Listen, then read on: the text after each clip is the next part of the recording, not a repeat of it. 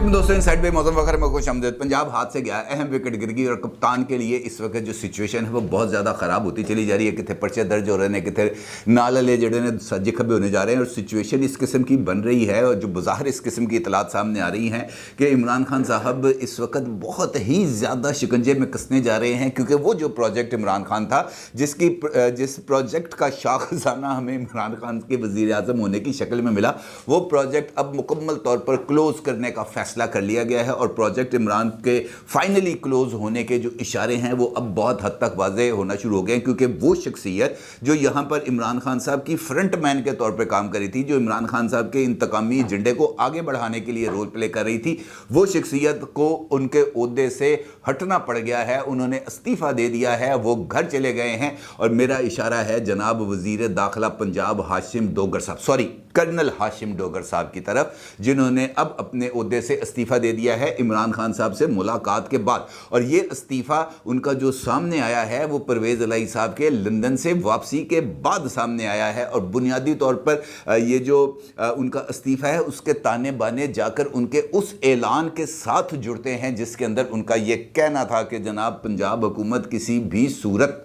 इमरान खान के लॉन्ग मार्च को फैसिलिटेट नहीं करेगी। ये उनका जुर्म है जो उनके गले पड़ गया है, क्योंकि उन्होंने आइन और कानून के मुताबिक फ़ैसला किया और यकीनी तौर पर किसी भी सूबाई हुकूमत को वफाक के ख़िलाफ़ हमले की तो इजाज़त नहीं दे सकता कोई वज़ीर दाखिला, और ख़ास तौर पर वज़ीर दाखिला अगर ऐसा हो जिसके नाम के साथ कर्नल रिटायर्ड लगता हो, वो तो बिल्कुल भी इस बात की इजाज़त नहीं दे सकता। और अगर वो इस बात की इजाज़त दे तो फिर उसको कर्नल रिटायर्ड अपने नाम से हटाना पड़ेगा और उसके बाद ही वो सामने आएगा। लेकिन मौजूदा हालात के अंदर और जिस किस्म की सिचुएशंस इस वक्त बनती चली जा रही हैं उसके अंदर ये मुमकिन नहीं था। तो मामला कुछ ये हुआ है कि कर्नल हाशिम डोगर साहब ने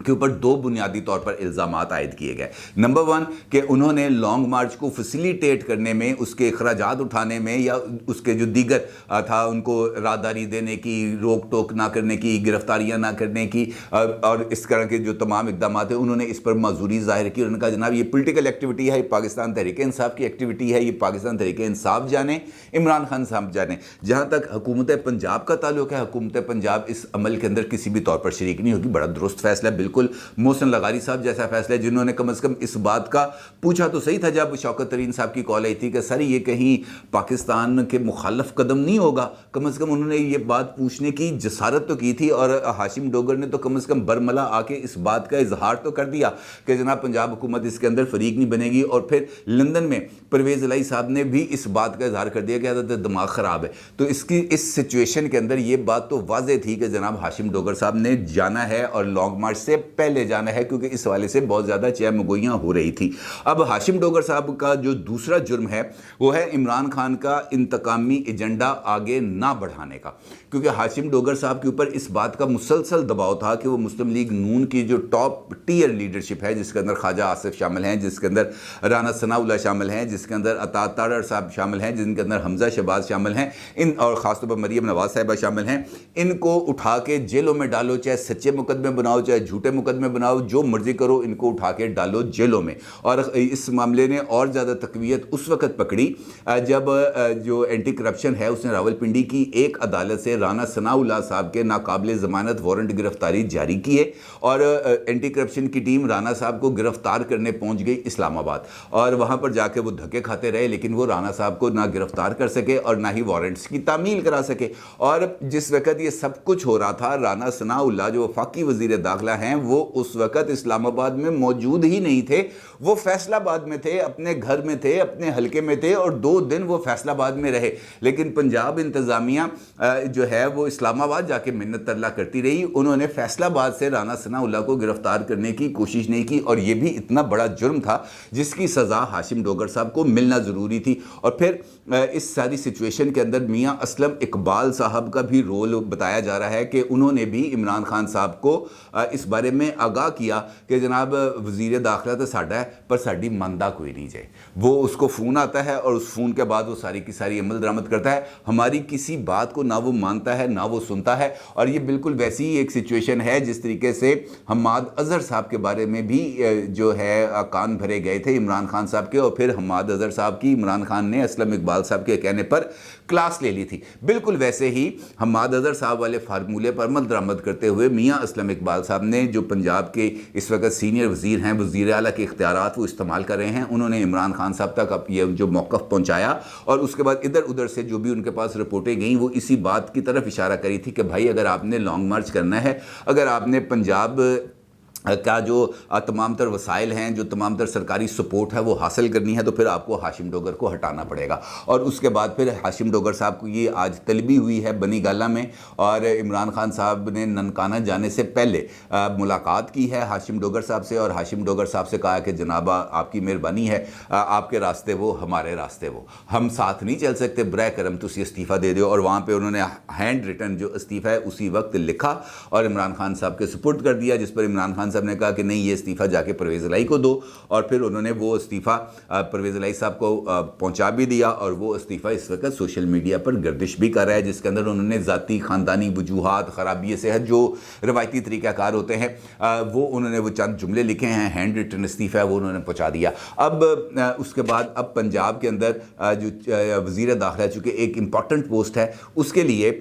جو نام زیر غور آ رہا ہے یا نام اس وقت جو سوشل میڈیا پر گردش کر رہا ہے, میرا نہیں خیال کہ ایسا ہوگا, لیکن جو نام زیر گردش ہے وہ ہے شہباز گل صاحب کا, کہ شہباز گل صاحب کو یہاں پر بنا دیا جائے انٹیریئر منسٹر پنجاب. لیکن میری رائے میں شہباز گل صاحب انٹیریئر منسٹر پنجاب نہیں بن سکتے. ایک تو یہ کہ وہ رکن اسمبلی نہیں ہے, دوسری بات یہ کہ جب سے وہ جیل یاترا کر کے واپس آئے ہیں, عمران خان صاحب نے تو ان کو اپنے ساتھ کھڑے ہونے کا یا اپنے ساتھ کھڑے ہو کے تصویر بنانے کی اجازت دی, ان کو بنی گالہ میں داخل نہیں ہونے دیا, ان کو ہمیشہ باہر ہی رکھا ہے, اپنے آپ سے دور رکھا ہے. اس کا مطلب یہ ہے کہ عمران خان صاحب شہباز گل کے اوپر بھی اپنا جو ٹرسٹ لیول ہے وہ جو ہے وہ ختم ہو چکا ہے, وہ نیچے آ گیا ہے. لہٰذا شہباز گل صاحب چونکہ عمران خان کے قریب تو رہے ہیں, لیکن اس وقت چونکہ وہ بھی جا کر ان لوگوں کے سامنے جن لوگوں نے ان سے پوچھ گچھ کی تھی طوطے کی طرح فر بولے ہیں, لہٰذا اس موقع پر ان کے لیے بھی یہ گنجائش نظر نہیں آ رہی. تو لہٰذا اس ساری صورتحال میں یا تو عمران خان وزارت داخلہ پر کسی عثمان بزدار ٹائپ کریکٹر کو لگائیں گے تاکہ وہاں سے جس قسم کے احکامات بنی گالہ سے آئے وہ وزیر داخلہ ایز اٹ از وہ چیزوں کو آگے بڑھا سکے. کیونکہ اس وقت عمران خان صاحب کا, جس طرح میں نے آپ کو بتایا کہ پروجیکٹ عمران خان کلوز ہو رہا ہے, لہٰذا بہت ساری ایکٹیویٹیز ہیں جو اس وقت جاری ہیں, اور خاص طور پر جو فورن فنڈنگ کیس ہے وہ اب عمران خان صاحب کے گلے کی ہڈی بن چکا ہے, کیونکہ اس معاملے نے اب ذرا تھوڑا سا سنجیدہ رخ اختیار کر لیا ہے. کیونکہ ایف آئی اے نے اس کے اوپر گرفتاریاں بھی کی ہیں, چھاپے بھی مارے ہیں. سیف اللہ نیازی صاحب کی اور حامد زمان صاحب کی گرفتاری, طارق شفیع کے گھر پہ چھاپا, یہ تمام وہ چیزیں ہیں جو اس بات کی طرف اشارہ کر رہی ہیں کہ جناب ایف آئی اے اس معاملے پر سیریس بھی ہے. اور نیب نے بھی پی ٹی آئی دور کی کیبنٹ کے مختلف لوگوں کو طلب کیا ہوا ہے, اور خاص طور پر وہ ملک ریاض صاحب والے معاملے میں. لیکن ایف آئی اے نے فورن فنڈنگ کیس پر الیکشن کمیشن آف پاکستان کے فیصلے کے بعد پی ٹی آئی کی جو ٹاپ ٹیئر لیڈرشپ ہے, عامر کیانی وغیرہ, ان سب کو بھی نوٹسز جاری کیے, عمر ایوب کو بھی نوٹسز جاری کیے, لیکن وہ پیش نہیں ہوئے. اب باضابطہ طور پر ایف آئی اے نے عمران خان صاحب کے خلاف فورن فنڈنگ کیس پر ایف آئی آر کو درج کر لیا ہے, اور اس کے اندر ابراج گروپ کے عارف نقوی صاحب کی طرف سے جو ڈالرز آئے تھے یہاں پر $20 لاکھ, اس کو جو ہے وہ بنایا ہے مین نقطہ, اور اس کے اندر یہ بات ثابت کرنے کی کوشش کی گئی ہے اس ایف آئی آر کے اندر کہ جو عارف نقوی صاحب نے ابراج گروپ کے جو تھے, انہوں نے جو اس وقت زیر حراست ہے انگلینڈ میں, ان کی طرف سے جو بیان حلفی دیا گیا تھا وہ جھوٹا تھا, اور یہ جو بینک اکاؤنٹ کھولا گیا تھا وہ بینک اکاؤنٹ بھی قواعد کے خلاف کھولا گیا تھا, اور متعلقہ بینک کا جو مینیجر ہے اس کو بھی حراست میں لینے کا فیصلہ کر لیا گیا ہے. اور اس کے اندر عمران خان صاحب اس ایف آئی آر کے اندر باضابطہ طور پر نامزد کر دیے گئے ہیں. اب ایف آئی اے نے یقینی طور پر اپنی کارروائی کو آگے بڑھانا ہے اور اس کے لیے یقینی طور پر عمران خان صاحب کو طلب کیا جائے گا، عمران خان صاحب کو نوٹس دیا جائے گا کہ جناب آپ آئیں اور آ کر اس تفتیش کے اندر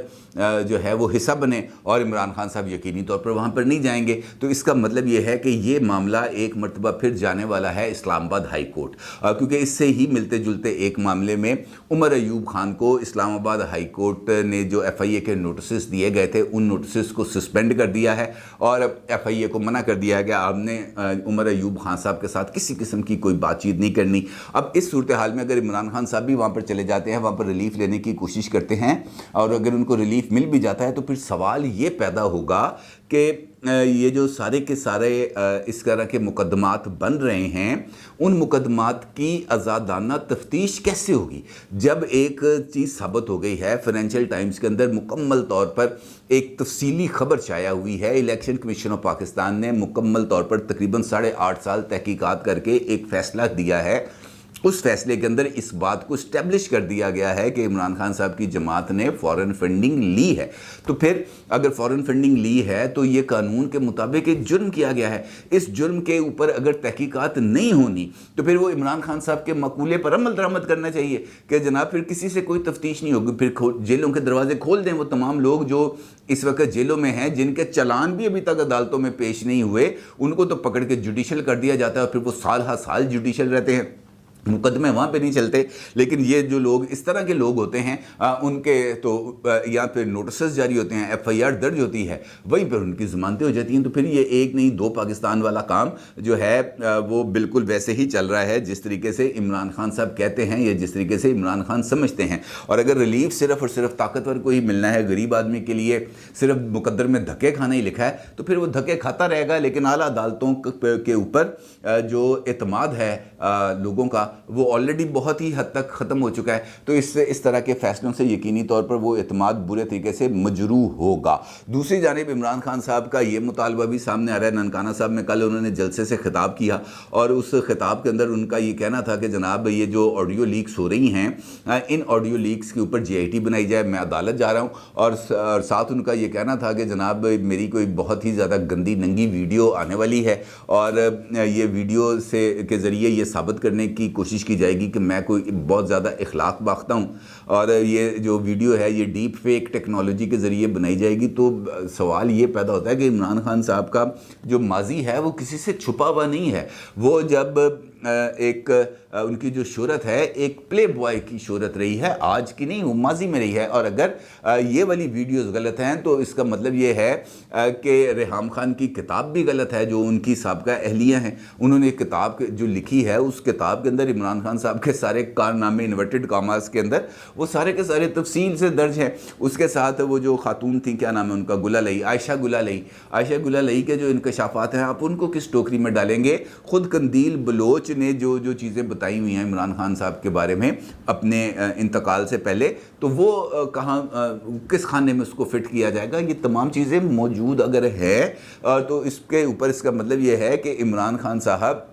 یہ جو ویڈیو ہے اس کا خوف عمران خان صاحب پر طاری ہو چکا ہے۔ یہ جو اعتراف انہوں نے کیا ہے کہ میری ایک ویڈیو آنے والی ہے، یہ اسی خوف کی طرف اشارہ کر رہا ہے کہ یہ ویڈیوز آنے کا مطلب یہ ہوگا کہ میری اخلاقی جو ہے ساکھ اس کو بہت زیادہ دھچکا پہنچے گا، لہٰذا ویڈیو آنے سے پہلے ہی یہ والا بیانیہ بنایا جا رہا ہے کہ یہ ڈیپ فیک ٹیکنالوجی کے ذریعے یہ ویڈیو تیار کی گئی ہے اور یہ ویڈیو جھوٹی ہے۔ جبکہ کل جو میں نے ویڈیو کی تھی جس کے اندر میں نے ہیکر کے اعلان کے بارے میں بتایا تھا، تو اس اعلان کے اندر ہیکر نے اس بات کا جو ہے یقین دلایا تھا، اس کا یہ کہنا تھا کہ جناب یہ آڈیوز اور یہ ویڈیوز میں ریلیز کروں گا، لیکن اس مرتبہ جو چیزیں ریلیز کروں گا وہ فورنزک ایویڈنسز کے ساتھ ہوں گی، فورنزک رپورٹس کے ساتھ ہوں گی، جس کے اندر یہ بات واضح طور پر بتائی جائے گی کہ جناب اس کے اندر کسی جگہ کا کوئی کٹ پیسٹ نہیں ہے، کوئی ڈیپ فیک ٹیکنالوجی نہیں ہے، یہ گردن کسی کی دھڑ کسی کا یہ نہیں ہے، اس قسم کی کوئی چیز نہیں ہوگی۔ لہٰذا عمران خان صاحب کی طرف سے یہ جو بیانیہ بنایا جا رہا ہے یہ اسی سمت میں کی کڑی ہے کہ جناب پہلے رولا پا دو فلاں چور ہے تاکہ میری چوری چھپ جائے، اور یہی عمران خان صاحب کی پالیٹکس رہی ہے اور اسی پالیٹکس پر وہ عمل درآمد کرتے رہے ہیں۔ اب یہ جو تینوں چیزیں میں نے آپ کے سامنے رکھی، عمران خان صاحب کا لانگ مارچ، اور لانگ مارچ کے اندر جو ممکنہ طور پر رکاوٹیں سامنے آ رہی تھیں اس کا عمران خان صاحب نے جو ہے کوشش کر رہے ہیں پروجیکٹ عمران خان کے کلوز ہونے کے اب چونکہ واضح اشارے مل رہے ہیں، اور اس کے لیے عملی جو اقدامات ہیں وہ بھی کیے جا رہے ہیں، اور اس ساری صورتحال میں اگر یہ اس قسم کی ویڈیوز آ جاتی ہیں تو یقینی طور پر وہ عمران خان صاحب کی ساکھ کے اوپر ایک بہت بڑا سوالیہ نشان لگا دیں گی، اور اسی وجہ سے میرا یہ ماننا ہے کہ عمران خان صاحب کے ارد گرد جو گھیرا ہے وہ بہت زیادہ تنگ ہوتا چلا جا رہا ہے، اور اس کے بعد اب ان کو اپنے گیم پلان کے اندر بہت بڑی تبدیلی کرنی پڑے گی، بلکہ شاید وہ اس گیم پلان کے اندر تبدیلی کریں، کیونکہ اگر انہوں نے پنجاب کی قیادت کو اپنے ساتھ ملانا ہے تو پھر اس کا مطلب یہ ہوگا کہ ان کو پرویز الہی کے ساتھ اپنا گیم پلان شیئر کرنا پڑے گا، جو موجودہ حالات میں وہ پرویز الہی صاحب کے ساتھ اپنا گیم پلان مکمل طور پر شیئر نہیں کر سکتے، کیونکہ پرویز الہی صاحب کے بارے میں بھی ان کو ابھی تک اس بات کا یقین نہیں ہے کہ وہ کس حد تک، کس ایکسٹینٹ تک عمران خان صاحب کا ساتھ دیں گے، اور کتنی دور جا کر وہ کہیں گے کہ اچھا جناب اگے تیری لڑائی تو لڑ، میں اپنے گھر چل رہا ہوں۔ اس قسم کی بھی سچویشن ڈیولپ ہو سکتی ہے، جس طریقے سے ہاشم ڈوگر صاحب نے بھی اس بات کا اظہار کر دیا کہ نہیں جناب یہ والا کام ہم نہیں کر سکتے، اور کیونکہ ایجنڈا اس قسم کا ہے کہ جناب ہم نے اسلام آباد کو گھیرے میں لینا ہے، ہم نے یلغار کرنی ہے، ہم نے اسلام آباد فتح کرنا ہے، تو اس قسم کی اگر ارادوں کے ساتھ آپ لانگ مارچ کریں گے تو پھر تو ہر ایک جگہ پر رکاوٹ آئے گی، اور اسی لیے پنجاب حکومت کو نشانہ بنانے یا پنجاب حکومت کے اندر جو تبدیلیاں ہیں وہ عمران خان صاحب کی بھی خواہش ہے، اور مسلم لیگ نون نے بھی اس پر کمر باندھی ہوئی ہے کہ جناب اب ہم نے تخت پنجاب دوبارہ حاصل کرنا ہے، تو اس کا مطلب یہ ہے کہ اگلی لڑائی بہت جلد ہونے والی ہے، اور اس لڑائی کا فاتح کون ہوگا اس کے بارے میں بھی حتمی طور پر تو کچھ نہیں کہا جا سکتا۔ البتہ عمران خان صاحب کے لیے موسم بہت زیادہ خراب ہے، سیاسی موسم اور سیاسی سفر ان کے لیے جاری رکھنا بہت زیادہ مشکل ہوتا چلا جا رہا ہے، چاہے وہ فارن فنڈنگ ہے، چاہے وہ توشہ خانہ ہے، چاہے وہ جون سا مرضی معاملہ لے لیں، عمران خان صاحب کا جانا میرے نزدیک ٹھہر چکا ہے، آج گئے یا کل، صرف اس بات کی دیر ہے، اور جیسے ہی یہ سارا منظر صاف ہو جائے گا تو پتہ چل جائے گا کہ عمران خان صاحب ایک کہتے ہیں نا ہسٹری بن گئے، عمران خان صاحب ایک ہسٹری بن جائیں گے۔ اپنی رائے کا ضرور اظہار کیجیے گا۔ آپ کا بہت شکریہ۔ اللہ حافظ۔